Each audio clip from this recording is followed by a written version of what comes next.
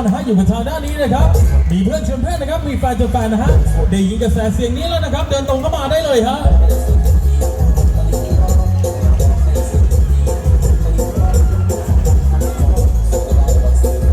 ไม่ต้องห่วงไม่ต้องกลัวนะฮะแจกแถมกันไปยาวนานแน่นอนครับ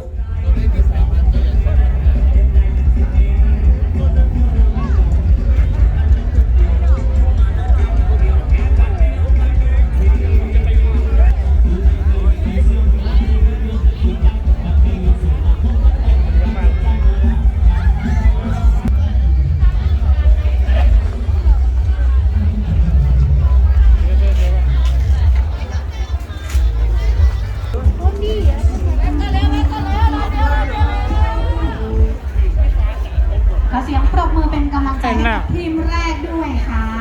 ครับและนี่ก็เป็นมาลัยน้ำใจที่มอบให้กับคณะระบบท่านสามารถทำแบบนี้ได้เรื่อยๆและทำได้กับทุกคณะเลยนะฮะสำหรับการมอบรางวัลสำหรับการมอบคะแนนนะครับให้กับ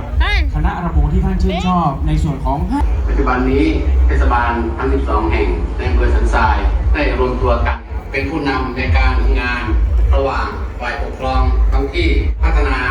ในทุกๆด้านบำบัดทุกข์บำรุงสุขเพื่อให้ประชาชนชาวอำเภอสันทรายได้อยู่ดีกินดีมีความสุข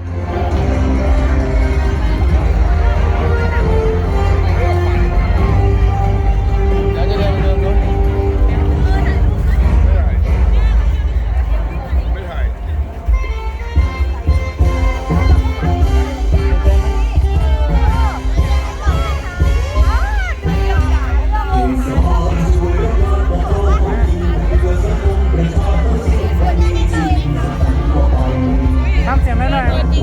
ให้มันทำเสียงมาเลยจ้าเอาอะไรดีคะตอนนี้มีครบรถเลยค่ะทำเสียงแบบนั้นดิทำเสียงหน่อยดิไม่สัมภาษณ์ไม่ไปเหรอขอโทษนะคะโอเคประมาณ1 อัน